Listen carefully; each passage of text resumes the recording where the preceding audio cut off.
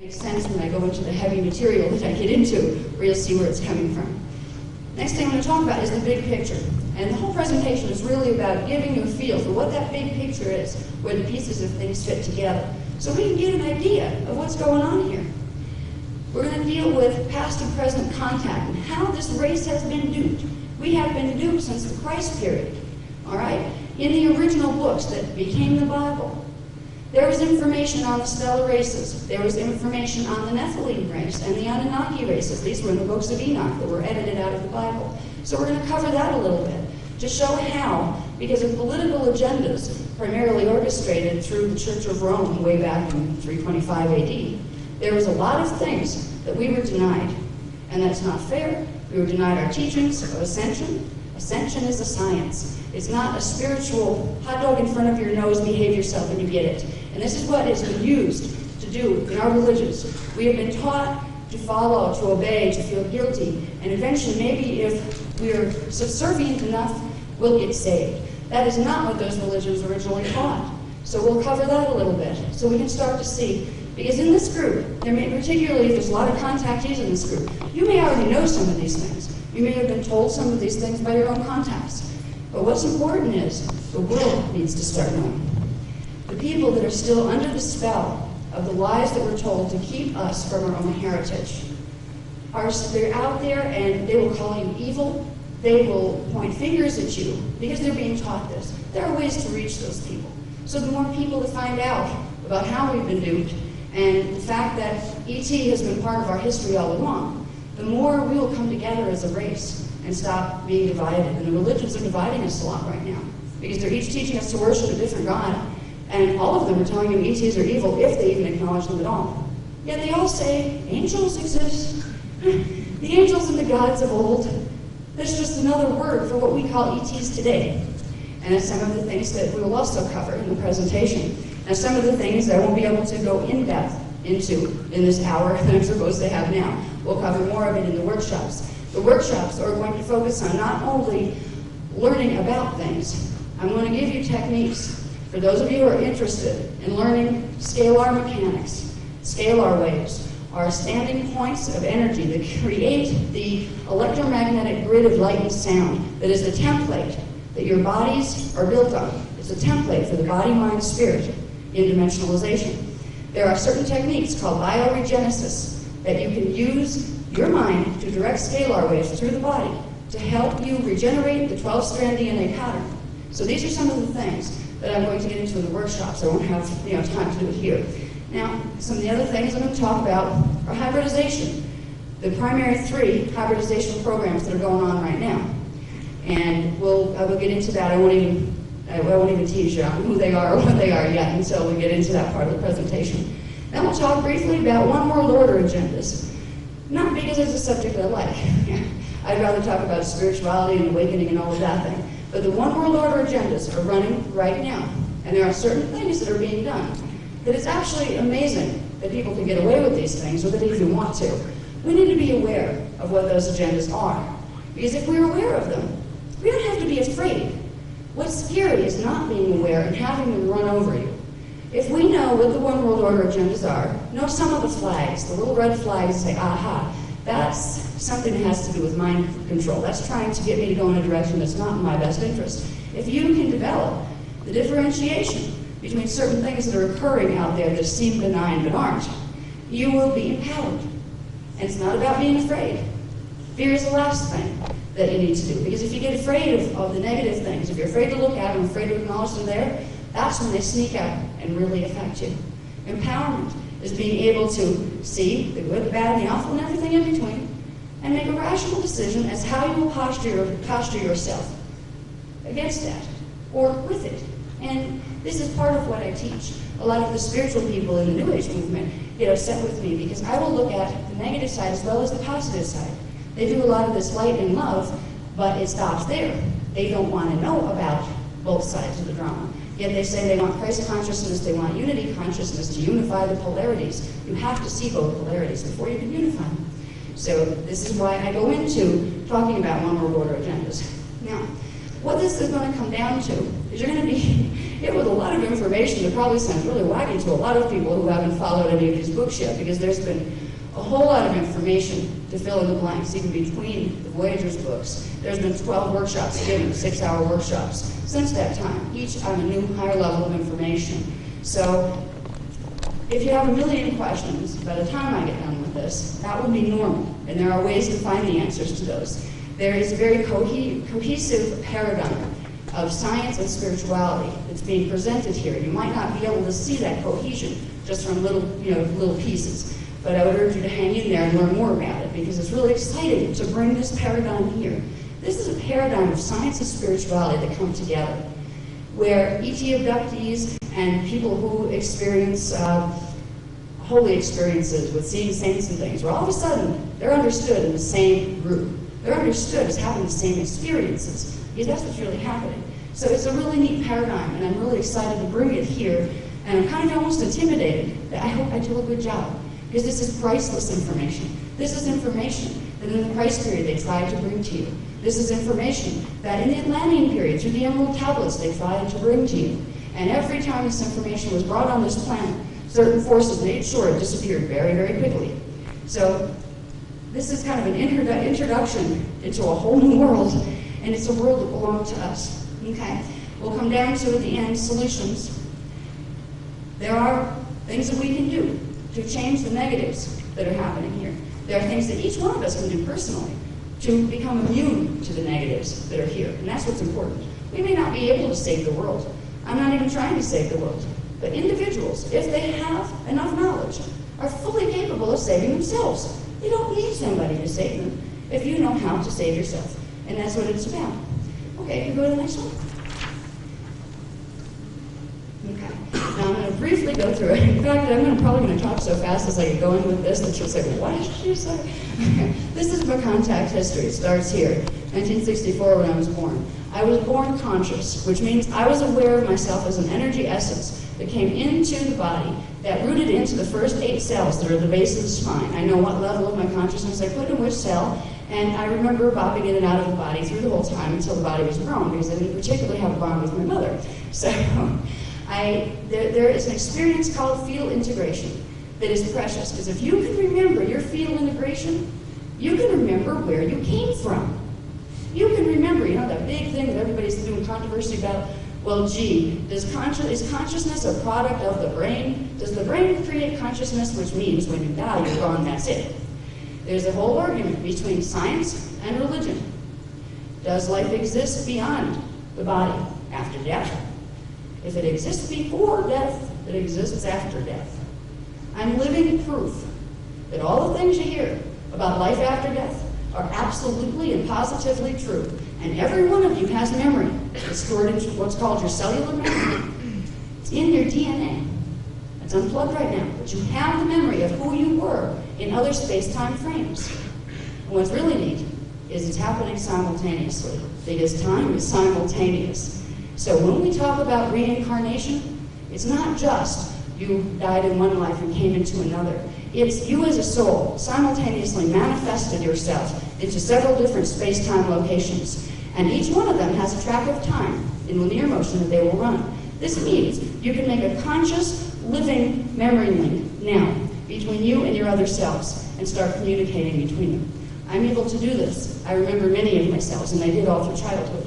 And it made it a little confusing, because at first I thought everybody else remembered too.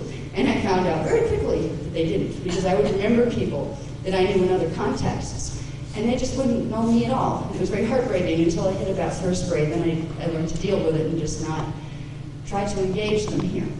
But every one of us has this memory, and this is why I speak out. Okay? It was very hard for me to get to the point where I was speaking publicly. That was not something I wanted to do. When I was in college, I had started college, and I actually dropped out of college because I had a public speaking course, and I got an A on the written version, but then it was time to deliver the speech, and I couldn't even get myself to go to class. I was so terrified, and I actually dropped out of school because of that. At this point, many years later, here I am talking about all sorts of really wild, wonderful, wacky things. It took a lot to motivate me to do that. And what it took was realizing the things that I have been privileged to use these scalar mechanics that I talk about, the bioregenesis, to get the DNA reactivated so you can remember who you were. These are precious, and people don't know about them. So if I can share the level of knowledge that I have, and it can help you find those things in yourself, it's worth me getting out here and getting over my stage fright and talking. So that's why I'm here. Now, I have packages over there for anybody who wants them. We call them chart packs in the New York City workshops. And we basically just sell them for how much it costs to get them run off. They're all the milars you'll see up here, all the transparencies. It's a copy of all of those. So anybody that wants more details, there's charts and things I'll show you in here. Anybody that wants more details can have them. We only printed up about 20 of them, but they're still over there for $7. Now, if I skip over things really quickly, it doesn't really matter. I just want you to know it is there. You can look at one if you don't want to buy one.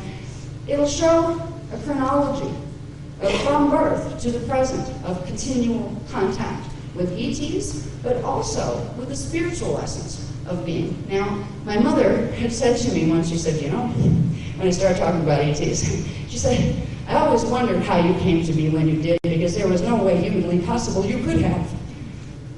My father and she had not been together in the time frame that it could have been conceived, the child could have been conceived. She didn't remember contact. She remembers having strange time distortion, which I would think qualifies as missing time. She also remembered some very strange things about me when I was very, very small. I would sleep from infancy on. I would often sleep with my eyes wide open. And it used to terrify her. Because there'd be a baby laying in there and your eyes wide open, go like this, she doesn't see you, she's asleep. By the time I could speak, and I believe I started to speak early, pretty average early, I don't know, somewhere in the, not exceptionally, not genius category or anything. But some of the first things I would say was I'd go to sleep, still have my eyes open, be in the crib, and I would be saying, the angels are coming to take me away, they're coming to take me home, and I'd be talking to myself. And it used to terrify her because she's listening to her not quite toddler in there talking about the angels coming to take her home, take her away. Sometimes she said I would wake up terrified that they were going to come and get me. And this was partly due because some of the angels aren't good guys. They were ETs that I was in contact with, ones that were out of my family matrix, my matrix of consciousness, which is the Melchizedek cloister. Others were what we call the intruders. They're the visitors that are here messing with people that they really shouldn't be messing with people. And because they are after a certain type of hybrid called an indigo child, which I was born as, they were trying to get control of my body since the time I was an infant. There are many indigo children here at this point. There are actually 500,000 indigo children among the populations. They started about 100 years ago coming in. The indigo children are in danger until they wake up and realize fully who they are and start to realize how to protect their fields. Because the other two intruder groups that are here, visitor groups, are trying to either body snatch them, which means get control of the neurological structure so they can direct them where they want, or they want to get rid of them, exterminate them. Because the indigo children have the ability to bring through the memory and the frequencies of consciousness that can help the races here learn how to block mind control that's done through electromagnetic pulse technologies. So they know the indigo children are a threat to the one world order agendas. So from the time that I was very, very young, we were dodging what we call psychic attack, which is fourth dimensional attack, trying to mess with me because I was an indigo child. Now, some other strange things about my growing up was my Aunt Kay, who I was his number 3 here. My Aunt Kay I was very close to. We had this really interesting rapport. She was also an indigo child, much older than me. And we could telepath. I found I could hear her thoughts and she could hear mine too. I didn't have that with anybody else. But these are some of the things that indigo children and some of the other hybrid strains of humans have. They have accelerated genetic abilities, which gives them extra perceptual abilities. So I had the telepathic rapport with my Aunt Kay. Where I started to get into trouble with intruders was through my father. Not directly, he was a great man. He'd also had a service record. He was a flyer, he was in the Air Force. And he happened to have a very rare blood type. He had AB negative. And he was on the lists for blood donations and round the clock blood donations and those kind of things in the services because it was a rare blood type. What he didn't know, it was also a flag blood type that tends to indicate something called the Grail lines in the human gene code, bloodlines that are associated with the crisis period and with the hybridizations that came through there. So this isn't common knowledge, but it is knowledge within certain ranks of the government and within the Zeta forces, the little gray guys that are running around messing with us. The fact that my father had that blood type put me on a hit list, even if they didn't know about the indigo, that would indicate I could very well be. So a lot of people don't realize it. Where do they get on the list to become a contactee or an abductee? It could be something as benign as somebody finding out your blood type and they know something about it that you don't. They put you into a genetic category that is of interest, and that's what happened with me. It took me years to figure out how did they track me down like they did, but they did. Now, the reason for the conscious birthing that I talked about has to do with the DNA. I mentioned this a little bit before. It has to do with the templates for the DNA. Science is identifying the chemical translation right now of the templates of DNA, and they see a double helix, and they see certain codings within that double helix. You'll always see a double helix, but you'll see different codings emerge as the template for the DNA activates higher and higher and higher. With indigo children, they're born with the 6th strand activated in the 12-strand pattern. They have strand 6, part of strand 5, strand 4 is dormant, and then they have the usual strand 3, 2, and 1 that everybody else has active. You would not have three-dimensional consciousness if you did not have 3 strands of DNA activated. Science does not know how to see dimension level 1 frequency yet. They can see part of dimension 2 and part of dimension 3. So the chemical translations that they are finding and the frequency signatures under them are actually part of a greater pattern that science hasn't discovered yet. So with indigo children and with a lot of people, there may be indigos in this room, you just haven't realized it. You know, if you had like propensity to psychic type perception since you were little, or if you had invisible friends that were really there, or if you, psychic abilities tend to be one of the key factors for indigo children. That comes with 6-strand activation. So these are things that as we go along, think about what you might have experienced in your own childhood. Think about, were you extra sensitive to certain things? Even things like electromagnetic fields. You know, does it bother you to stand next to photocopiers? Do you get kind of sick? I mean, there's a lot of little things that can indicate if you have a gene code that qualifies as a hybrid strain. And it's not something to be afraid of, it's something to be glad in. It just means you're a little bit ahead of the game as far as evolution. It doesn't mean you're better than other humans that don't have that. It just means you're here to help them. If you have an advantage, you help them to get that advantage too. That's what true, more evolved beings do. They don't come in and say, well, I have 6 strands of DNA, I'm so much better than you. It's not about that at all. We're in this together. We're all in this together. And every one of you in this room has the ability to activate your 6th strand and higher. That's the good news. That's why I want to keep talking to you. Okay, let's change. Okay. Now, in 1968, I started having my run-ins with what I call the Zeta covert government. This is a portion of the human governments that happen to be of a specific hybrid race line from way back in the ancient times. They're called the reptilians. A lot of people call them the reptilians. They're actually called the Nephidim. And they are a human hybrid race line. And you would be amazed at some of the political figures that actually fit into that family category. They have made agreements with the Zeta Reticuli races, which are a strain of reptilian beings from the Orion system primarily. They came here in the early 1930s. It wasn't just Roswell, it was before that. They made treaties with the government, with portions of our government that I call the secret government. And they have been running abductions, and they have been running hybridization and cloning programs as part of a one world order takeover agenda since the 1930s. It has gotten worse since the 1980s when a group called the Draconians got involved, who are from actually the higher dimensional systems of Dimension 10. So you have 10th dimensional beings working with this negative agenda now, and they're influencing here. I got tangled up with the Zeta covert government through abductions because they found me through my father's blood type. Now, that got into a bunch of very strange experiences. My life from probably about the age of 4 through the age of 18 was like being a pawn in a bizarre game of chess. I would have The negative ones abduct me and they do the medical experiments, and they were using my genetic material for hybridization programs and things, and they were trying to put me under mind control. They were trying to take down the DNA, so I didn't remember, and so they could get me under their influence. At the same time, I was having abductions, which were actually rescues, by my own family, Melchizedek Cloister, which they call themselves the Guardian Alliance because it was a huge group of them. It's not just particularly that family line. I had years of literally 5-6 times a week being taken places.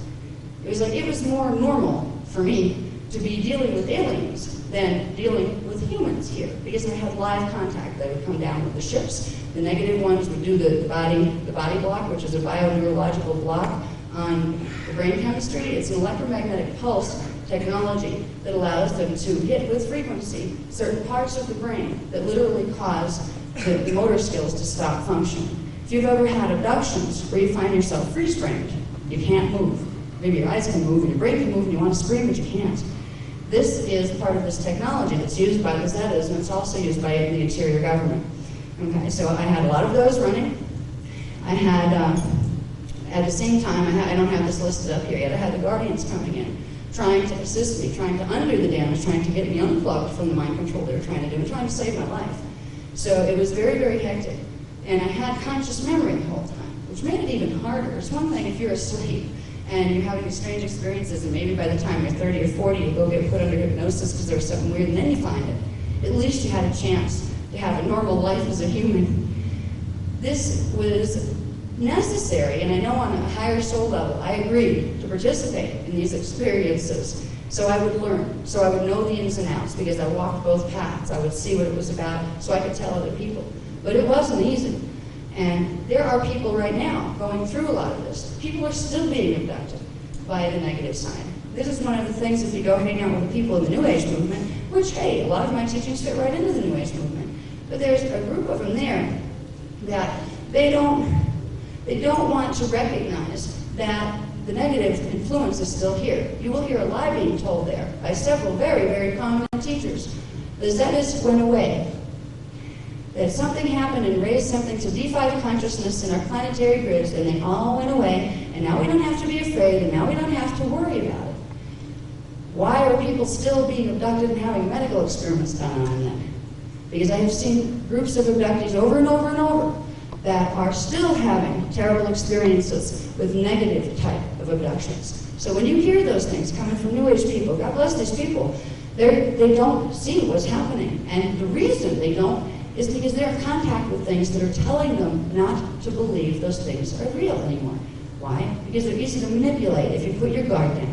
If you don't think you need to learn how to protect your bioenergetic field from interdimensional manipulation, you're easy to manipulate. Some of these lies are being promoted in the highest levels of spiritual teachings. They're being put right in there with the good teachings. This is a ploy, and it's part of the One World Order agendas. Other parts of the New Age movement are wonderful. They're teaching you valid technologies. They're involved with definitely positive ET contact and high-dimensional contact. The New Age movement is becoming a very scary place because there are efforts being made right now to ensure that it divides, to make sure that they cannot unify under an understanding. It's being infiltrated, and that's one of the agendas that we'll talk about as we go along. Let's see. Anything else I need to touch on? Okay, now we can go on with that one. Yeah. Okay, we can run through these real quick. I'll give you the visual pictographs here.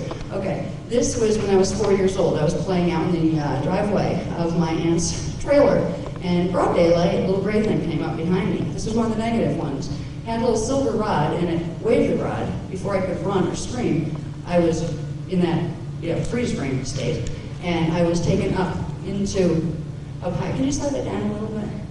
Because there's a thing up there. Yeah, way up above. There was this big black triangle type ship that you could see up above the clouds, and I was literally levitated up. That's when the negative abduction started. That was the first physical negative abduction, and they got worse. We can go fast from these. Whoops, that one goes that way. Okay, these are some of the type of beings you'll meet with the Zetas. See these insect type ones over there on the left of the screen? They're called Zeta Arcanus. They're a type of the Zeta races. Everybody seems to think that it knows about Zetas, that they're just the little gray guys, and they know that there's some shorter ones and some taller ones. But there are much more in the Zeta races than just those. There are ones that look like insects, like the Zeta arcanus. There are other ones who are called Zeta Runelov, who have a completely different facial look. And all of them are united from their original race called the Zephelium. And the Zephelium are actually 10th dimensional beings. When their genetic code was in its normal form, they could hold 10 dimensions of consciousness. And they were blue-skinned. And they were very, very negative. They were blue-skinned reptilian race that has wreaked havoc with our history and our evolution for thousands and thousands of years. So the Zetas all come out of the Zephelium races. Okay, we go on. What this is, by the way, this apparatus, that apparatus there was a chelantic table. They use chelantic morphogenetic science, the science I talk about in my books. They use it in a negative way. They use it with external technologies where they can literally recode your body template and your DNA template by sending certain sound frequencies and light frequencies in. And that was a table that they used to do that. That was one of the ways they would try to put people under mind control. And it works. If I hadn't been fortunate enough to have the guardians, if I hadn't been fortunate enough to be an incarnation of one of the Amalur Melchizedek Cloister, I would not have got out of that situation alive. There's another reason I talk about the negative things. There are people that this is still being done to. And we need to be aware of it. We can do things to change it. Okay, this one, when I was age 12, I had one of the strangest abductions I've ever had. It was a negative one, but there were no ETs involved. I came out on my porch because I saw lights. It looked like lights coming. It was like very late at night. It looked like lights on the snow or the field out in the country. So I went out to see what it was, and I got grabbed as I walked out the door. One person on each side, and something went over my mouth, and I believe it was chloroform because I was out. I woke up, and I was in a military-type facility again. Now, I'd been taken to military bases that had lots of Zetas running around. But this was different. I was in a military facility in what looked like a hospital, and I was restrained. And there were human doctor-type people coming in, like giving me shots and these kind of things. And then I was dragged into this one area and interrogated. And that's what's being shown here. And they had given me some type of drug, and they were trying to get me to tell them I don't even know what, I still don't know what, probably about the good guys, because they knew I was actively being contacted and taken on the other side. That was the only abduction I'd ever had that had no aliens in it. They were all military-type humans. They were, I believe, they were Navy, a lot of them. And this is scary to me, because most of the people in our armed services, they're good people just trying to serve their country. They don't know about these things. These are top-level, ultra-top-level security programs that are being run, that even the people in our military don't know about, except for that little echelon of people that manage to pass the right tests and have the right gene codes. Because if you want to know, in the military, what people get privileged to have the real high top-secret information about the ETs, it goes right down to the gene code. Only the ones that are part of the Nephidim races from the ancient times, the reptilian gene code, they're the ones that formed MJ12. They're the ones that are being chosen and permitted to have this knowledge. So no matter how hard somebody tries to be on the covert inside side, they're not going to get there unless their gene code's there. So even the military is being run around. And I feel bad for these people because I've known lots of people in the military that are good people. My father was a flyer. He was a good person. He wanted to serve his country, and if he knew what was going on here with Americans being sold out over ET contracts, he would have totally rebelled. So would 90% of the military. That's why they don't tell them.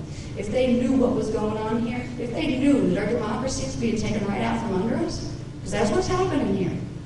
The one world order agenda that's running right now, it's taking our democracy away. We have an illusion of democracy, but behind that, we have a dictatorship that's being run by a couple of groups of individuals, a couple of families of human Illuminati, human Nephidim families, that have to do with the multinational corporations, the world banking system, the world management team.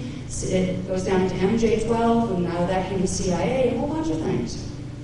If any good American realized what was taking place here, they would have absolute revolt on their hands. But that isn't the solution. It's not going to work. So I'm not saying rise up and revolt. No. We need to re-evolve rather than create revolution. Okay? Re-evolution instead of revolution. Because revolution will just get us killed. If you don't get accused of being wacky and they lock you up someplace or they trash your career and make up stories about you to defame you and make nobody believe you, then they will, if they have to, just simply take you out and make you be gone. This is how this program works. This is going on in America and in other countries. If we ignore this, it isn't going to stop. And as we move through this, I'm going to tell you a little bit more about how this is manifested someplace else, a place called Parallel Earth. And I'll show you a little bit about how that's a reality. It's not just sci-fi. There's a heavy science behind this that shows the reality of parallel Earth and inner Earth. You know, the Earth isn't hollow. We're talking frequency scales here. So I'll talk about that in a little while. Let's keep going. Thanks. All right, this is just a quickie. This was one of the bases that I was taken to in the negative abductions. I have no idea where it was, but I was taken at night, and we were brought in by these, they were like collector ships, and there were hundreds of children, and sometimes adults, but usually I was with children of all sorts of different races. Some weren't even speaking English, and we would end up waking up in the bottom of these metallic, like holding cells, just kind of like strewn on the floor, and we would be deposited in these places, and then we would be separated, and I think they separate us by potential genetic something or other. I'm not even sure what they used to separate us. In these bases, it was terrifying because you would see hundreds and hundreds of children, all in little uniforms that they put you in. There were red ones, there were blue ones, there were green ones, there were dark blue ones. They meant something different. Each class of uniform meant you were being filtered over to a different facility to have something else done to you. There were hundreds of children here. They're taking children. It's the truth. And nobody wants to seem to believe it. I try to speak to the spiritual people about this, and all I get from them is, oh, our channels told us that the Zetas all went away. Did you ever check the resume on your channels? Why are they telling you that when it's not true? You know, this is some of the stuff that's going on that has motivated me to speak out. People don't deserve to be treated this way, and we are being treated this way. A lot of the missing children on our rosters, they're not missing because some psychopath decided to take them and, you know, molest them and then, you know, throw their bodies away. They've been taken and not brought back, some of them. This is happening, and we have the power as individuals to begin being empowered as individuals. And only empowered individuals will have the power to begin shifting what's happening on a mass level here. That's the message that I'm trying to get across to people. Let's keep going. Thanks. These are some of the intruder races. Up there on the left, you have a classic style Anunnaki. It's a Syrian Anunnaki. They're from the 4th, 5th, and 6th dimensions primarily, but they're also capable of being fully physical in dimensions 1, 2, and 3 like us. They have messed with our race for thousands and thousands of years. They have been jealous from the inception of the human race. The human race was thought of and made into being 560 million years ago. We are a very old race. It's a very old race we're part of here. The Syrian Anunnaki have always had a grudge against this particular race, and it had to do with jealousy. It had to do with we having 12-strand pattern DNA and they having only 10. It had to do with who got control of what stargates way back when. So these races of Anunnaki, some of them have come around and decided that they would work for the benefit of all.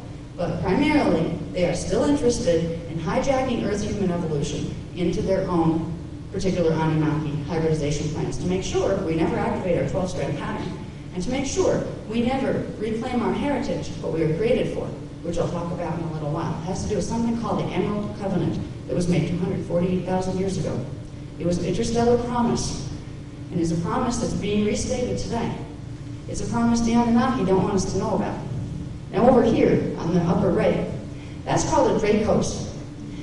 That was created, a particular hybrid, was created about 1 million years ago on Earth. They think Earth belongs to them. As humans originally weren't created on Earth. They were created in dimensions 4, 5, and 6 on Tara, which is the, you could say, twin of Earth on that harmonic of manifestation. The Dracos are part Draconian. Draconians, if you saw a Draconian, it would look like a middle-sized dragon that walks on 2 legs. They look they're reptiles. They're part of what's called the Seraphi families. In the old ancient books that talk about the angel rosters, we had the Elohim and the Elohai, and we had the Seraphi and the Seraphim.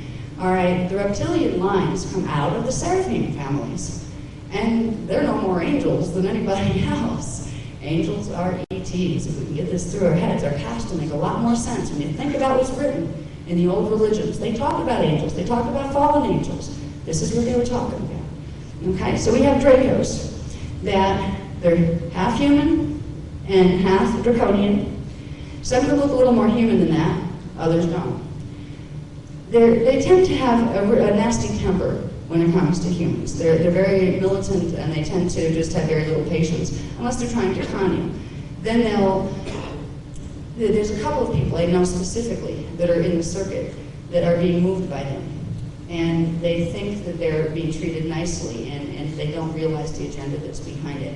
They're tricksters. The Dracos like to trick you into joining their reptilian evolution. So there, in the middle, that is what I was talking about before, the Zephelium. That is the head shape. Now picture that in blue skin. That's the Zephelium, the original imprint out of which the Zeta races came. They're the controllers of the Zeta races. The Zeta races function in a caste type system where they have very specific ranks. And it goes with the DNA. Who has more DNA, has more intelligence, has more power within the ranks. This is how it works there. They're very authoritarian. It's a dictatorship. And these guys, the Zephelium, are the head of that dictatorship. The little guys down here, we have over on the left, that is your standard little gray. It's a mutated version of some of the other insect reptile type strains out of the Zeta matrices. They hybridized themselves kind of to death.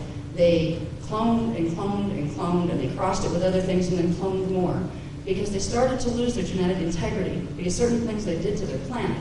They were from a planet originally called Apexi and Lao, and it's not even in this harmonic. It was in what we call the next harmonic up, which is dimensions 4, 5, and 6. They blew it up, and they got stuck in between dimensional warps and things. And they're dying as it is. That's why they came here originally, was to regenerate, to find the traces in the human hybrid lines that still had some of the reptilian codes that they could take and harvest to regenerate their own pattern.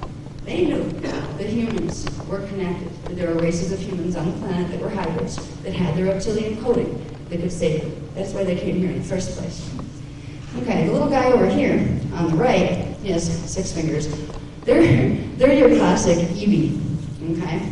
The EV guys over here, that's what they call them EVs. I don't know who coined that word, but it's one of our words down here. It means extraterrestrial biological entity, for lack of a better thing to call them. They're actually a hybrid between the Zeta races and the Dracos. And they have a little bit paler skin than the gray color. It's more of like a cheesy, yellowy gray kind of color. And they have more figures than the grays. They work the same agendas. So the guys you see, the 4 of them there, the Dracos, the Zephelium, the Zeta, and the EVs, they tend to work together with the human Illuminati that are out of the reptilian hybrid human lines. The Anunnaki don't get along with them. They don't like them. They never did. Most of the Anunnaki have been enemies of the Zeta races for many millions of years. So we have a very interesting drama unfolding on Earth. We have 2 factions that don't like each other, and neither of them like us. So we're caught in the middle of a level of interstellar politics that we have not been trained at all to even think could possibly be real. It's an amazing situation. This is the big picture we're walking around in. It's much more than what does an abduction mean. It's, oh my God, what does it mean that people are being abducted on mass levels at this point? We need to know the agendas if we're going to be able to posture ourselves. Okay, we can move. Thank you. Okay, in 1972, I began to have direct physical contact with my guys, my family matrix, the Guardian Alliance, the Emerald Order of Melchizedek Cloister. That's what the initials of there stand for. Now, EOMC, Emerald Order of Melchizedek Cloister. Okay. They made physical intervention when I was 7 years old with what freaked me out because it was another gray. It was actually a gray, except it had large blue eyes instead of large black eyes. I'd already been dealing with the little grays as nasty little militant soldiers working for the negative sides. I wasn't any too happy to see them. But it explained to me, it approached me in lilac bushes where I was playing at my grandmother's house, and again in broad daylight, and it said, I won't hurt you, so I want you to understand. They know what's happening, and they're going to stop it. You're safe now. So this is strange. Usually the grays are terrorizing me now. You know, this little gray is being friendly. What I found out was in 1983, there were amnesty contracts offered by the Guardian races to any of the grays to any of the negative ones that wanted to stop messing with humans, they would help them. They would help them with their evolution in a way that did not violate other life forms. In 1983, the Dracos and the Dracon from the Orion system got involved with the Zetas here, and a bunch of the Zeta races that weren't quite as militant as some others wanted out because they were terrified of the Dracons. And they accepted amnesty contracts with the Guardian races, and they're on a short leash. It's like, and of course they don't trust them, but at least, you know, if they have to help clean up the messes they made. So some of the gray contacts people are having now used to be negative ones, but those particular grays ended up going over and accepting amnesty contracts. Now they work under Guardian protocols to try to help you because they messed with you before. It's very, very confusing what's going on with the grays. There's a group of grays called the Regalians that refused amnesty contracts. This group made agreements with the Draconian matrix. We call it a matrix of consciousness, because it manifests in numerous different race strange, but they're all reptilian. This is the D10, 10th dimensional matrix of consciousness. The Regalians made treaties with the Draconians, and at that point, the human Illuminati that had made treaties with the Zeta lost control of the whole game. That's when they became pawns, and they started to realize it. And at this point, the human Illuminati are scrambled. They don't know what yet to do with the situation. They're completely dominated by the Zeta Dracos alliance. That's the Dracons and the Dracos and a couple of other reptilian groups. We have Torandaras and a couple of other ones coming in from the other systems that are backing these guys. This is a huge drama that's going on here. It's not just a couple of little grays running around. So we're stuck in a situation where we have large groups of very ancient interstellar kin coming back here, and they're interacting with us, and we can't tell. The person who's a contactee, on this level, you can't tell yet who's contacting you. Why are they contacting you? What does it mean for you? Some of you will feel a great deal of love for your contacts because you'll feel the family relationship. Some people, it is not just about the gene code being connected. Let's say you have a reptilian gene code that you don't know about any more than anybody else does. It's not just the gene code that you have. The people with the reptilian gene codes tend to incarnate as consciousness out of that matrix of consciousness in the higher dimensions. So when we have reptilian humans here, they are incarnations of the Draconian matrix. That doesn't mean they're bad. Once they're down in human form, if somebody shows them they have the choice, they can choose not to play ball with the agendas that are harming other life forms. Just because you might have reptilian coding in your DNA does not mean you're a bad person. Just because you might be an incarnate out of one of their matrices does not mean you're a bad person. It means they're going to jerk you around until you find a difference. And if you find you're one of them, you can use bioregenesis of the DNA template to block anything they can do to mess with you. And you can choose as a free and sentient being, because you are in a human imprint now, and that's what will unify all the races. So there's a lot going on here, and there's a lot at stake. I'm touching on little things that I could probably take one subject and actually go for 4 hours of, but I don't have time to do that. So I'm going to keep rolling. I want to mention here the priests of Ur. Okay, the priests of Ur are a group of elder race humans that have been involved with Earth. They're involved with the inner Earth. They're involved with the higher harmonics of Earth that we call Tara and Gaia. But they're also involved with this planet. There are certain groups of them. One group is in Kauai, Hawaii, and they're physical people on the planet who are very, very old. Some of them are hundreds and hundreds of years old. They have DNA that regenerates, so they don't age the way we do. They are part of a security team that was appointed many, many millions of years ago when the human experiment was being formed. It was an experiment to see if we could unify all of the interstellar races through the human imprint. So the priests of Ur were the guardians of the human experiment since the time it began. These beings are contacting people now. I've had a number of people write to me or call me and say, what are those priest guys again? Because I think I met one. You know, they tend to look human, but they're very tall. And some of them are very, very good looking compared to the average, human that's here. They're like your classic pretty human. Some are female, some are male. It's not a patriarchal priesthood. It's totally egalitarian. And that's what all the teachings originally were. The Anunnaki are the ones who set the format here for the father-god male dominance thing, the patriarchy. True spiritual higher level beings know that male and female are just aspects of identity, and they're actually reflected in each other. One is not superior to the other. This is what the higher beings will teach you. The Anunnaki will teach you that it's a father god, and you're supposed to bow down to that father god, and women are lesser than men. This was how they controlled the breeders. This was how they kept the thumb on the ones who could bear the babies in their bodies, so they could make sure they could hybridize in the way they wanted to.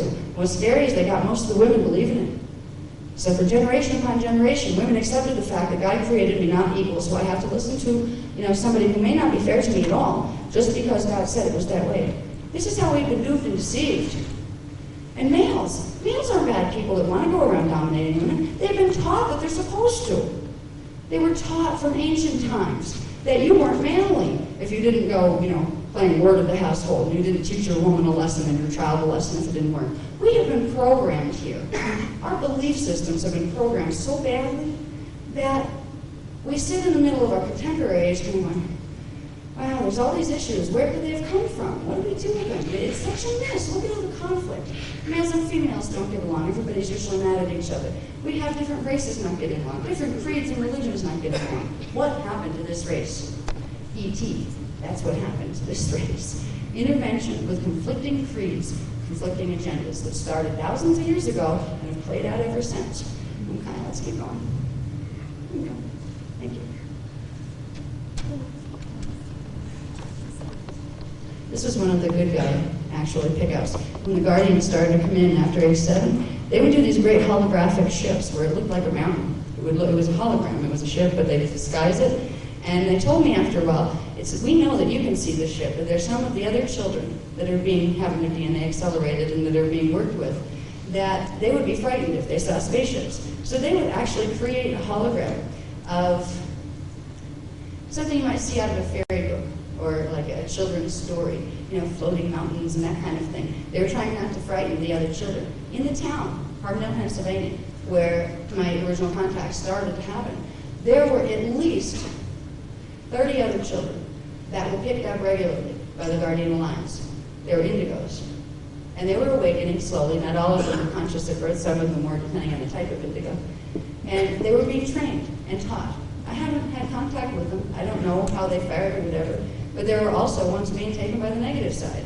And I do believe the reason Carbondale, Pennsylvania became such a hot spot of picking up children was because the negative ones were messing with the children there. So the Guardians would come in, and since they were trying to rescue me and a few others, they might as well try to undo the damage that was being done to a lot of the children. So it was a real hot spot there in Carbondale, Pennsylvania. Okay, this is one of the learning centers that I was taken to in the Guardian experiences. We were taught how to read energy signatures with our fingertips. There would be symbols that would come up on a screen in light, in like different colored light, different look like geometrical symbols and that kind of thing. We would be taught to put our fingertips on them and use the breath a certain way. And I teach some of these things, these type of things in the exercises, where you use the breath a certain way, draw the energy current in, run it through what's called your Kundalini energy, which is the energy that runs from the base of the spine into the pineal. It's the life force energy that most of us don't use most of. You can run these energy signatures through, and you will get direct cognition. You'd have pictures open up in your mind, all sorts of really neat things. It was a great form of communication. That's one of the things I was taught with the Guardians, and so were the other children that were taken on these type of experiences. We can keep going. Thanks. Okay, they also taught me once I hit about 13, they were doing almost nightly, these were the good guy grays, almost nightly out of body. They were teaching me how to do astral projection, how to do out of body. I could already do it a bit, but I didn't have control of it. I'd kind of find myself out of body and kind of freak out and go flying against the wall as consciousness and not know how to get myself undone. I remember hanging upside down on the ceiling and being in a body shape in my astral body, looking down at my other body sleeping, and I was hanging upside down like a bat. And for the life of me, I couldn't figure out how to get the head up and the feet down. It takes a while sometimes to get used to the astral body. And in these experiences, they were helping me. The Guardians were sending in some of the grays that were, on amnesty contracts to help me learn how to get control of the astral body so I would be good at it and, stop splattering myself on walls and things. Ready to keep going. Okay, these are Guardians. Some of them. There's many, many other forms. Some of them look very much like us. Some of them have been here for thousands of years. The Grail lines, the Christite lines, they like to call them. That's a hybrid strain. And it's a hybrid guardian strain that contains the original 12 to 48 strand imprint of the human and the pre-human forms. All right, what we have here, up at the top and the left, that thing, they won't be here probably visiting directly for about 500 years. A few people see them in encounters. I've had a few people come up to me. They're called Zionites. They're actually very scary looking, but they're not scary beings. They're very pure beings. They're a combination of what's called a cloister race human, which was the original ancient humans that had like a 12-strand DNA imprint, plus certain types of fish beings. And they look reptilian, but they're not reptile. It's more of a fish strain. They're kind of like Man from Atlantis concept. They can live on land or underwater. And they're going to be here probably, if things go well here, in about 500 years, to really help settle the oceans and those kind of things, to help us with that level of evolution. They tend to only communicate with people right now in the etheric level or in subtle forms of contact because they know that their form and their size, they're very, very tall, something like 12 feet tall. They would be very intimidating for a human to meet physically. And because of all of the things we've been told about demons and what demons look like, because of their looks, they know they would be prejudged, and they don't want to frighten humans, so they tend to not communicate unless other groups have been working with a particular contactee for a long period of time, and you kind of get introduced to ones and don't panic, they're okay. So if you ever see them, they're Zionites. They have a very pure form of consciousness. I've dealt with them, and I've had them, they've actually served as guardians for me at certain times when I was under a lot of attack, psychic attack and things. They would run interference until I learned how to hold my own fields, which I do now. I don't need their protection now because they taught me how to protect myself. But they were very helpful, and they protect a lot of abductees and a lot of contactees, even though they don't, contactees might not be aware of it. The funny little guy in the middle there looks almost like Scrooge, down, yeah, in the middle. Yeah, the one that looks like Scrooge with the bald head. Here. Okay, there we go. Okay, now I got the pointer. Okay. All right. This guy here, that is called an Anahazi, or a Syrian white. The Anahazi are actually Lyran Syrians. They were the original founders race that the human lineage came out of before it became human. The Anahazi combined with a couple other things to form what was called an Orophene, which was the host race that the first original human imprint, called the Tornisium, was put into. These guys are the founders of this lineage. And they look a little funny, and they're very, very white, and they have some strange looking eyes. They can go, their DNA allows them to transmute from literally pre-matter, liquid light, all the way down into manifestation if they should choose to do so. This is what we have the ability to do once we get our DNA activated. You can teleport, you can demanifest, you can remanifest. This is the heritage of this human race. These guys are living that heritage, okay? They know how to do this. They work with people who tend to have contracts here, who came in with birth contracts to serve as part of the awakening of the races here, because there was a big awakening going on in this time frame. And as we move along, I'll talk about a little bit about why that awakening is happening at this particular period of time.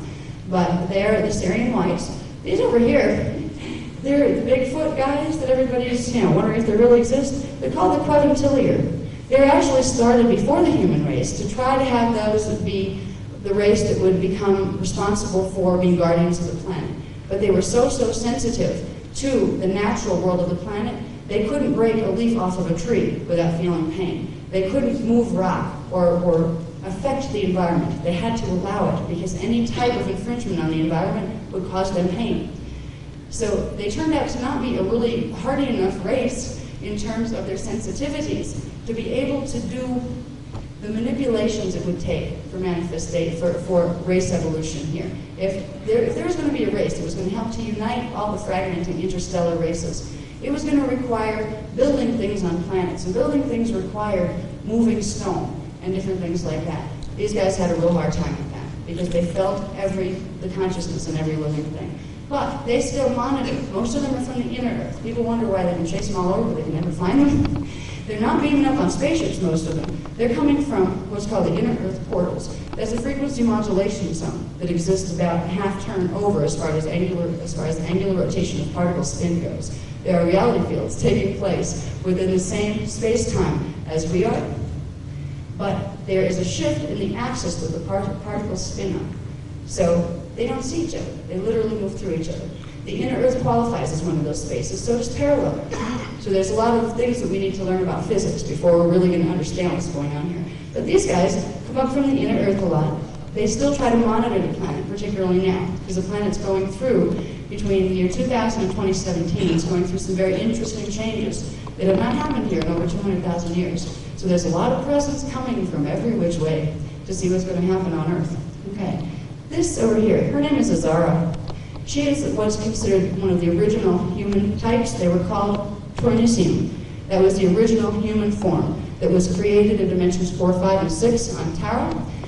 It was out of that strain that the 12 tribes of the Earth human lineage were seeded by breaking down their DNA pattern into 12 groups. And that's where we got more gender differentiation that we have down here. We didn't have that when we were in these forms. There was still male and female, but it was much more blended than here.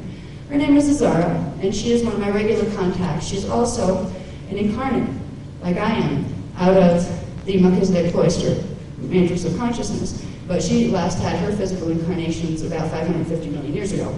She's been out of the game of physicality for a long time. But I still have telepathic rapport with her, because we're all eternal. This is one thing people here tend to forget because of the belief systems we're raised with. Every one of us here is an eternal being. And as soon as you remember your fetal integration process, you realize it. Yeah, I did come from somewhere else. I always did. I was always around. You realize that you have many, many lifetimes, many life experiences, and then no matter what you do, energy is consciousness and consciousness is energy. And energy cannot be created or destroyed. It only changes form. That applies to you too. That applies to your personality, to your being. You evolve, you grow, you experience. There are beings in this form, some of us in this form.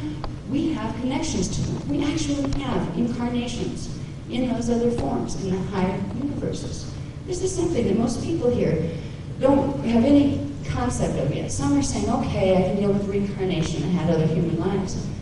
Part of your incarnational heritage is other lives and other biological forms that are characteristic to the higher dimensional fields. The dimensional fields change something, and that's called the particle base. Down here we have gross matter, physical matter density. It's a carbon-based biology. When we get into harmonic universe 2, which is dimension 4, 5, and 6, we have part carbon, part silica-based biology, which gives us a semi-etheric matter form. It's a much less dense state than the physical matter we're accustomed to. When you go up past that into dimension 7, 8, and 9, you get into an etheric matter density, which is a silica-based biology. So there's a progression of biology that we will experience. Once you come into time and manifest, you go through various stages, from antimatter to pre-matter, to etheric matter, to semi-etheric, to physical matter. It's a whole progression. There's a whole picture here that if we can start to understand, we'll start to understand ourselves, we'll start to understand the ETs, we'll start to understand where we fit together, what our differences are and our similarities are.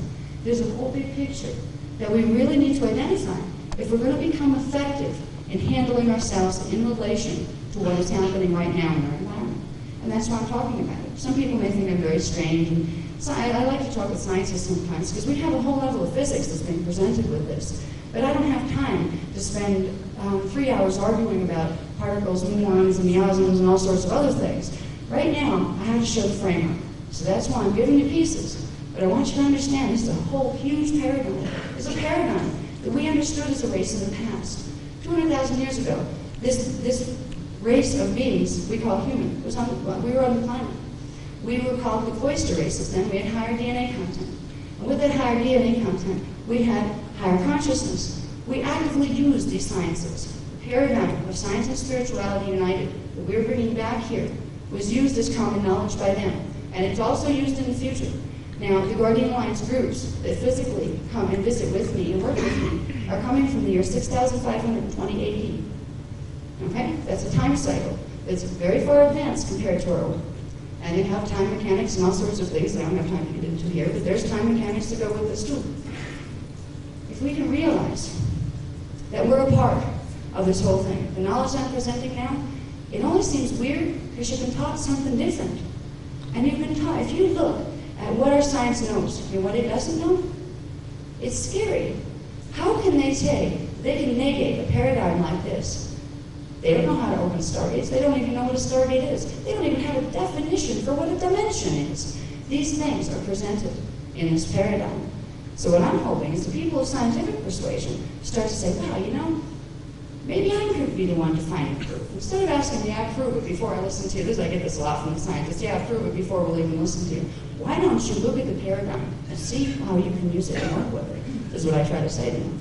Okay, let's go through this quick. This guy here is an Arcturian. He's kind of funny, he had like almost like frog-like skin. It was paler than a frog, like a pond frog, but it was amphibious like that. He's a good guy. They work with the Syrian Arcturian Coalition for Interplanetary Defense. They're one of the groups that are visiting here, and they're working on what's called the Portal Protection Plan. That's the planetary vortices, which are part of the Stargate system that allow things to come in from the interdimensional time fields. There's a whole security operation going on as far as keeping those vortices secure and free from intruder infiltration. And right now, I don't know what it is like. It's like a running score. Every week I ask, okay, is it 50-40 or 50-50, 40-60? What's the balance this time? Where it's almost like a game as far as who's controlling the vortices. Right now, for instance, in New York City, that has been under, for a good 8 years, that has been under negative control. It's been under control by the human Illuminati. They're working with the Montauk Project, which has to do with the base that's out under the water in the triangle. There's a whole connection there. That is one place where there's a lot of manipulation taking place because the negative ones have control of the vortice there. There's other places that are secured, where the vortices are being, monitored by guardian races, not just the guardian races that work with us. There's lots of different guardian races that visit too. Okay, let's see. This one was one of the Greys. Her name was Amira, and she was one of the good Greys that actually was a teacher for me in a lot of different things. She taught me about something I'm going to talk about briefly because I don't want to run out of time here. I can go forever. Amira taught me about something called the Cloister Doratura plates. Now this is what's going to be very interesting. These plates are little discs that they almost look like little flying saucers. They're made of a metallic substance that's part platinum and part something else that's not of a metal from here. They're holographic recording discs. They store huge, vast amounts of information. They were given to the cloister race humans 248,000 years ago as part of the gift of the Emerald Covenant. The Emerald Covenant was a promise from the interstellar races all the way up the higher dimensional scale to assure that Earth humans got to evolve back into what they originally were, which was a 12-strand DNA pattern. It was a promise that we would be able to re-evolve and not be hijacked. We would be able to re-evolve to our 12-strand self and what we were created to do, which was to become guardians and keepers of the interplanetary Templar complex. The interplanetary Templar complex is a system of stargates that runs from this planet all through the interdimensional spectrum through other planets. Every planet and every star has at its core sets of black and white holes. These black and white holes operate in certain frequency ranges. There is a range of frequency of vibration that happens in large time cycles. It creates opening and closing of these black and white holes, and they become stargates at certain periods. There are maps. There was a book that was part of the Bible once called the Book of Maps and Keys, and it was the diagrams showing the stargates, what systems they connected to, and the dynamics of how to use them. This is human heritage. Right now, all we hear about Stargate is that Stargate shows on TV, the SG-12 or whatever it is, and the sliders, perhaps. This is all we get on Stargates. Once upon a time, it was taught. It was taught in every school. Every child at the age of 4 knew what a Stargate was. It was intrinsic to our culture. Our Stargates are called the Halls of Amente. That is why this place has been prime real estate and a prime place for other interstellar races to come in and try to control this race, because we have key stargates to control the other stargates and other systems. So Earth is valuable real estate in the interdimensional communities. Because of this, they don't want humans down here to evolve back to what they were created to be, which was guardians and keepers of the stargates. If we're back to our 12-strand evolution, if we get our memory back and remember who we were, what we came to do, Nobody's going to come in here and use those stargates for negative purposes, because we were created as a sacred trust to bring what's called the law of one here, to make sure the stargates were run by something called the spiritual law of one, which in the scientific translation is the universal unified field of theory of physics. There is a pattern of unified field physics that certain things work and certain things mess things up. If you put it just as simply as that, there are certain practices of physics that will work well and allow things to continue evolving, and there are other practices that will make things fall apart and create major issues and will be life-threatening rather than life-supporting. The law of one spiritual teachings were meant to uphold the physics teachings, the science teachings of how to work with the energy structures of a multidimensional system without collapsing that system and all the life forms within it. Human race was created to be guardians of that law, to let other interstellar races who had gone into digression know that they could not use these powers to abuse other things. Because if they do, they're only harming themselves in the long run, because all life is interdependent and interconnected. So these are some of the things that this race was created to uphold. And this is why we've been a target for a very long time, particularly the Earth humans down here. If you could keep us stupid, if you could keep our DNA unplugged, then we didn't remember who we are.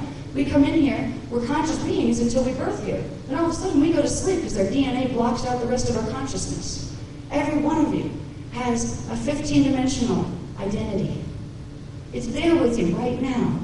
And it was there with you from the time you were born. The only reason you don't remember it is because when you come into fetal integration, most people have only 3 strands of DNA activated. That means only 3 levels of consciousness, 3 dimensions of consciousness will be able to embody. Your higher dimensional parts, which you can call your spiritual identity, from dimension 4 through 15, can't anchor consciously in a body pattern that only has 3 strands of DNA activated. But through bioregenesis, you can activate those strands again. You can progressively bring them back into life, and it creates the integration of your higher self. You will begin to remember who you are and what you came to do. That's what it's all about. This is where science and spirituality go hand in hand, and it's so important that we realize it. Okay, I'm going real quick. I'm trying to flip through these two. Okay, this one here is, oh gosh, I haven't seen it in a long time. Ramthankana, they call themselves. They're a hybrid version that are connected to the Mayans, actually. The Mayan races that were on the planet once, they're kind of like the keepers of time, even in the higher harmonics. They work with the guardians. They're hybrid of about 6 different things, so I'm not even sure what they're hybrids of, but they have given the first book, the Voyagers, Sleeping and Deputies. Part of the information in that was given directly by them through what's called kinetic communication. That's where they actually send you little emails. If you look at the 6th dimensional level and higher in my auric field, you would see little spheres of energy, little balls of energy hanging there in the field. And it's not direct contact, it's like leaving an email for somebody. And when I want to, unravel what that information is, I take it and pull it into my pineal gland, run energy from the kundalini at the base of the spine up through it, and it opens up and it translates through my natural language patterning into my home language. So that's how the first manuscript was given for Book 1, Voyagers. So they're the Ramthankana down there in the corner on the right. Beautiful. And the top right. Oops. Very top. Oh, this guy up here, I forgot about him. They're called the Athian. All right, these are white, they look like very large white praying mantises. There's also a version of them that are more like gray and dirty and kind of scaggy looking that are negative, but the white praying mantises and also gold ones, because they get gold as they age, they're from about the 10th dimension, but they're connected to the higher dimensions as well. They accompany a lot of people in their abduction experiences. They work, if you see an Athian, if you're having experiences with a gray, say a little gray, or those type of beings, and you have Athian with them, the Athian are there for a couple of reasons. They're either there as infiltrates to try to help you get away from negative grays, or they're there to help train grays that have come over to the good side on how to treat humans properly. The Athian are connected to, they're one of the races that were combined with these guys to form these Zionites. They're a very ancient race of beings. They're much older than the human species was. And they're from the higher harmonics, and they're an eternal race, which means they don't really die. If they get sick of being in a body, they just demanifest themselves. But they're visiting a lot here with the abduction experiences. Okay, I think we covered everybody there. Okay, his name is Jonathan. He's one of the priests of Ur. This guy. I deal with him frequently. When you see him in his natural form, he's about 11 and a half feet tall. He's blonde and has very tan skin and very, very blue eyes, and he's very, very handsome, but he's very large. When he manifests here, he sends like a little holographic version of himself, so it's like size proportion, so you can kind of interact with each other. He's one of a group of about 12 priests of Ur that work out of the Kauai, Hawaii base. And he comes through. These guys are time travelers. They can, come. They don't have to like have a house in Kauai. They have certain areas underground that there's actually tunnels in some of the mountains there, and there are physical places where these guys hang out. But they're not always there because they're bobbing around time systems a lot. But his name is Jonathan. At least that's what he addresses himself as here. His name is really something that's very long and not pronounceable, at least not to me. Some of them have very long names because they're using a language called Anahazi, which was the first outer sound language. All other languages came out of it. Anahazi was the original language of these guys up here. Whoops, I lost my pointer. These guys up here, the Syrian Anahazi, they're Syrians. It was the first externalized language that created the ability to communicate in other than telepathic means, which was what most of the beings of higher evolution do. They don't use verbal, they use telepathic. So if you end up in contact experiences with guys who have really, really strange names, ask them to just spell it phonetically. That helps sometimes, and if not, just ask for a nickname. Because a lot of times dealing with a language that's so complex, it's like trying to take the large language that all the other languages fit into, and then try to translate that into one of the other languages. You're not going to get that much into one of the smaller languages. So you won't get a lot of the translations when they're given in Anahazi. Okay, let's flip. I think we're ready. Okay.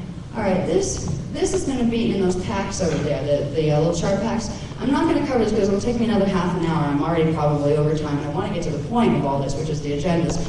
This is about the Carbondale UFO event of 1974. To run it down briefly, something crashed 3 blocks away from my house in a silk pond, and it glowed for 9 hours under the water, and they had the Civil Air Patrol in, and they had the cops in, and they kicked the media out, and all sorts of things, and it was a fiasco for about 4 days. And right before this, there had been about a week in the local farm areas around Carbondale, there had been reported TV outages and power outages and flying saucers flying around, all this kind of stuff, sightings all over the place. Well, by the time the whole fiasco ended, it got written up as it was a hoax. It was a lantern that was thrown in the pond, and it had a 9-volt railroad battery to it. So this 9-volt battery kept it going for 9 hours under the pond. Then explain why it was seen flying 5 miles away over Salem Mountain and 5 miles from that place and ended up in a pond with witnesses on both ends. They covered this up. And I was having abduction and contact experiences before, during, and after this. I think it was about a week before this went down, I had Grays, the nasty ones, chasing me around my living room. So it was like, yes, no kidding, there's ETs here. I knew that. But I want to show you real quick some of the newspaper articles. I'm just going to show you the headlines. Just bring it down for the headlines. It's not the little words. Okay, search underway for the UFO Carbondale Pond. Okay, we went from there to the next one. Carbondale's UFO identified as 6-volt railroad lantern. Interestingly, they didn't let the Civil Air Patrol guys or any local divers, they didn't let any of them go down to get it. They hired some other guy from Syracuse University and had him come in with special equipment to go down and retrieve the lantern. Found that very interesting because there were many other places. There were 3 UFO investigator groups from various parts of Pennsylvania that had come to the scene, and none of them were allowed to go down. Okay, so as it progresses, the UFO witnesses stick to their original stories, which was, hey, we saw this thing, it's no lantern. The UFO experts have the doubts about it, it being a hoax because they wrote it up in the papers as it being a hoax. I had some other, I don't know if I have it with these, I don't think I do, but somebody had given me a copy of what was supposed to be an inter-office memo from something called the 20th Century UFO Bureau out of, I believe, Philadelphia at the time. And I believe the guy's name was Robert D. Barry, was the director. He had written an inter-office memo to the people in his office regarding this case, saying that they had been forced to lie to the media, the three groups, to concur that nothing had happened. They had been threatened, that there had been 8mm movie shot of the whole thing and it disappeared, that it was a cover-up. And he had said right in the memo that he felt bad for the people, the witnesses that came forward, because they were being railroaded. There was no railroad land, they were being railroaded. So there's a lot more to this case. I haven't even emphasized this when I talk. I figured I'd bring it out with this group because this is a UFO type group, it's not just the spiritual guys. But there's cases, like mass events going on around me, not just my own personal experience. Okay, we can keep going. 20 years later, still, they don't know. Okay. Now, this just shows between 78 and 97, there was a whole bunch of other different levels of contact. And again, if you want to look at them in the chart packs afterward, we can, because my experiences are less important. I think I showed you enough to where you see there's a real progression here, so I might know what I'm talking about. I want to get to the important stuff that you need to know about what's happening here. So, okay, that was the Mantis experience when I had the fortune of meeting one of the 12-foot Athian beings. And I had a bunch of missing time there because I wasn't quite ready to be let in on some of the agendas that were running. It was a mass event in a theater that we had light balls flying all over the place. We can go through those real fast. Okay, I do have in 95, I ended up with a hybrid child. Her name is Charlemagne. It was the first time I got to see her. And she was in this thing that actually looked like a crystal. They have something called citycraft that are parked in the fourth dimensional frequency bands in the time cycles of fourth dimension. It's a little bit less dense matter state. And that's where they're keeping many of the hybrids. And there's many women who have been contacted here who do have children in these places. And if they're created through experiences that were not negative, that were not through negative abductions, there will be a time when those women will be approached by guardian groups and asked if they would like to meet their children. They won't do that. The guardian groups won't do that if they think it will interfere with your evolution here, or if it will terrify you or frighten you, or get you so attached that you can't stay here. This is one of the big reasons that they don't tell some of the females that they blank the memory as far as having the children, because many females here, once they realized that for one, the ETs are friendly, for two, their environment up there is a whole lot nicer than what we have down here, and they treat people nicer than most humans treat each other. Three, you have a child there. Most females would want to go, And this is a problem, where it becomes a real problem for the female. They're very torn, particularly if they have family here. And a lot of times the memory will be withheld until it's a better opportunity where it won't mess up your life as a female here by getting attached to a hybrid child. Now, they knew I could deal with it as far as I understood she was there and she needed to be there for health reasons. She would have died with the carbon content in the atmosphere down here. And that was okay with me. I knew she was in good hands. Plus, I have 3 children here. So for me, it was like, well, I look forward to joining her someday, but they need me here. So it wasn't an issue of whether I was going to, pick up and leave or, get suicidal because I wanted to go there. I mean, we can keep going real quick. Someone's going to have to tell me to stop because I never look at my We're about watch. 25 minutes over. Oh, well, I'm sorry. Oh, no, it's for dinner. Okay, this always happens. I'm used to 6-hour presentations, so I will try. Let's see. I'm going to go through my thing here real quick. We can cover more of this if anybody comes to the workshops. Let's see. These chart packs, by the way, get into DNA and all sorts of other stuff. The main thing, I'm going to go right to the end, I think, on this. The one thing I want to tell you about is the reason why they're all here. I'm going to find that for a second. I'm going to go to page 22. Why have the visitors returned? Okay, this is one thing I want to get across to you real quick. And they are here because of something called a stellar activation cycle. All right, I won't get into the time mechanics involved, but once every 26,556 years, there's a possibility for this to happen. But it has not occurred in over 200,000 years. 210,000, 216 years ago was the last time this event has occurred. It's a physics event that involves blending of time continua. It involves opening of stargates. And we are in a very delicate period between the year 2000 and 2017. We could have Earth changes if the grids are not balanced here. This is why the guardian races have really come in force. They're going to try to help to keep the electromagnetic grids of the planet balanced through this. Okay? We're facing something that is unprecedented in any of our recorded human history. And I will talk more about these. I actually have whole workshops that were done on these, and they'll be available on video very soon. We have them, but they're not quite put together yet as a package. There's so much here that I would like to be able to share with you, and I'm already 25 minutes over. But I want you to know that the first thing we need to be aware of is the fact that we're entering a period of time where there's physics phenomena that's going to take place that will not only affect the planet you're walking on, it's going to affect your DNA. Okay? There's going to be different frequencies coming in from the solar light spectrum that aren't usually there. And some of the scientists, from what I've heard from the underground scientist groups, they're already detecting some of this. The solar light spectrum is changing.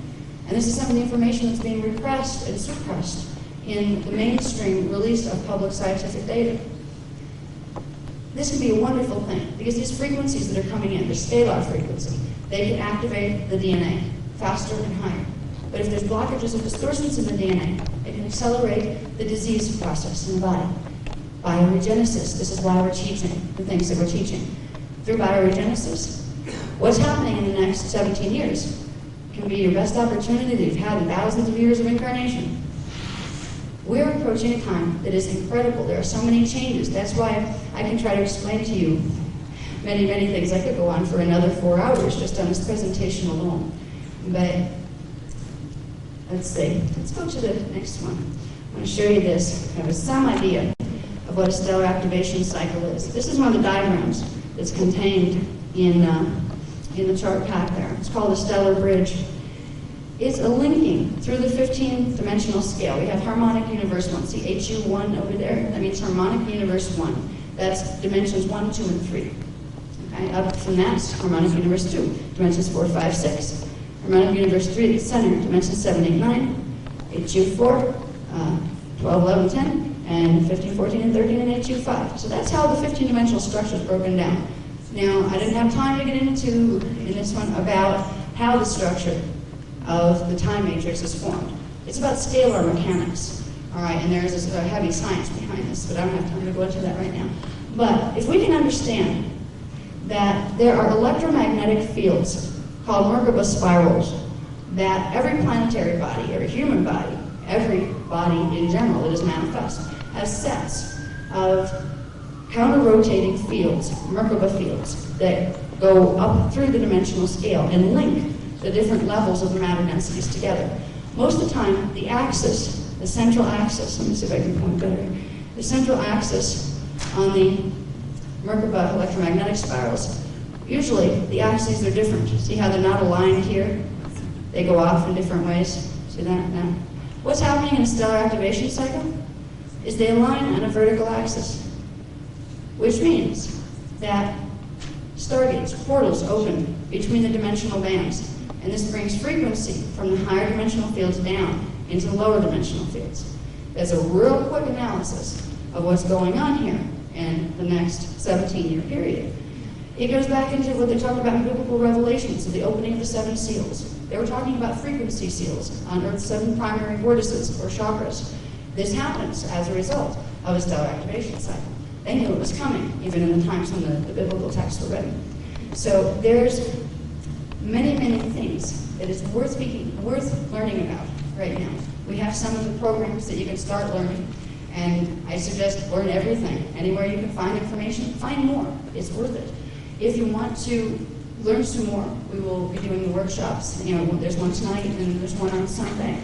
What I'm going to focus on is trying to get you familiar with certain techniques that, first of all, will block out intruder manipulation. Now, I didn't get to cover, because this is really a 4-hour presentation, not a 1-hour one. I didn't get to cover the primary agendas. I will tell you what they are, and if you want, they're listed. This is very coherent and chronological in the text, the text that's over there. It will show you all of the things I would like to cover, but I just had to jump from the beginning kind of to the end and I'm in the middle, which is important. There are 3 agendas running by 3 different groups who have had interaction with us for thousands and thousands of years. One group are called the Templar Anu races. There is a race of humans on the planet that for thousands of years have been hybrid races of the Templar Anu. The Templar Anu are the Anunnaki races, and they are trying to hijack human evolution into Anunnaki hybridization, and they have a one world order agenda. They're working through the New Age movement right now, teaching false ascension teachings. You can't tell the difference in the New Age movement, which teachings are true and which aren't, because they're taking good teachings and twisting them. You have your classic draconian agenda that's happening right now, with the Nephilim human reptilian races, and the Zetas, and the Dracos, and the reptilian race strains. They're trying, I'm wrapping it up, they're trying for one world order. They are in conflict with the Anu races who are trying for one world order. So right now, the human Illuminati in the secret government is being divided. One group's going with the Draconians, the other group is trying to escape from the Draconians and go with the Anu. Meanwhile, there are the Grey Alliance. There are the visitors who are responsible for the Grey Alliance humans, the Cloister Race humans. They're creating what's called the Indigo Children as a hybrid race that's meant to jumpstart the 12-strand evolutionary pattern back into the race gene pool to give us back our heritage. They're honoring the Emerald Covenant that promised us the return of our heritage. The Emerald Order Melchizedek Cloister is part of that group. They're actually one of the heads of that group. They're the three primary agendas that are running here.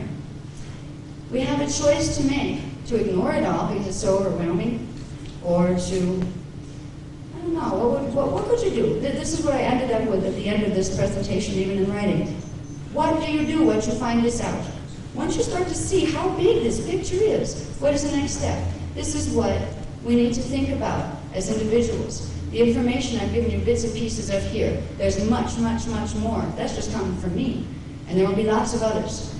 The Emerald Order is looking for people who are willing to learn more and who want to establish contact. So that's what the workshops are going to focus on, helping anybody who wants to begin to, first of all, protect themselves from manipulation, second of all, be able to initiate contact. So I'm going to wrap it up now because I'm sorry that I went over. So they got to tell me like a half hour out of being into my hour because I can go on forever. There's just so much. I'm sorry if I've held you up with your great time here, but there's so much that I would like to be able to share with you. Thank you for listening, and I hope you go to workshops.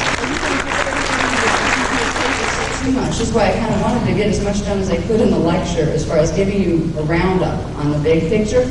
Because what's more important even than understanding all the little details of the big picture is understanding what that means to you and what you can do in relation to that big picture.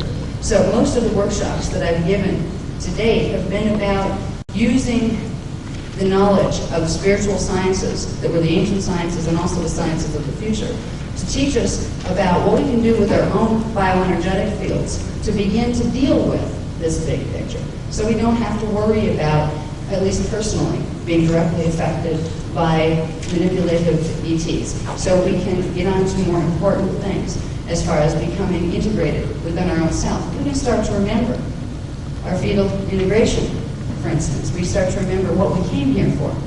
We start to remember what role we chose to play in relation to the dramas that are unfolding. And when you begin to remember who you are, you find a level of self that you always knew was you, but you just really, really didn't remember before. And once you remember it, nothing could make you go backward because you become more and more whole. So I try to focus on beginning an understanding of the framework in which we reside. It's the same framework that the One World Order agendas are taking place in. But I try to focus on affirmative action, what we can do as individuals to improve our own personal life, to deal with rationally what's happening with the ET movement and not going with fear-based mentalities on it, because fear will get you nowhere, it just gets you more confused. So tonight, we can focus or something? I'm going here if you're ready or whatever. You ready? Go ahead. Okay. Now, what I want to focus on tonight is a couple of things. These are some of the things we're going to learn. And I'm going to take this, I'm going to try to follow this more step by step because I was told I can run over a little bit. So at least this time I have the leeway. Okay. First, I want to teach you a bit about the scalar structure of dimensional fields. I've thrown the word dimension around a lot and scalar around a bit. And for most people, that's like speaking a different language because we don't get that in high school or college. We're not taught about these things. I want to give you a basic framework of understanding as far as where space, time, and matter take place. when we're talking about scalar fields, it's a very specific science that goes into ultra-microparticle behavior. It's a level of science that our contemporary scientists have not yet detected because they are still functioning within a very limited frequency or dimensional spectrum. So I'm going to give you a basic, I'm not going to give you a whole course in physics here because it's not about physics, but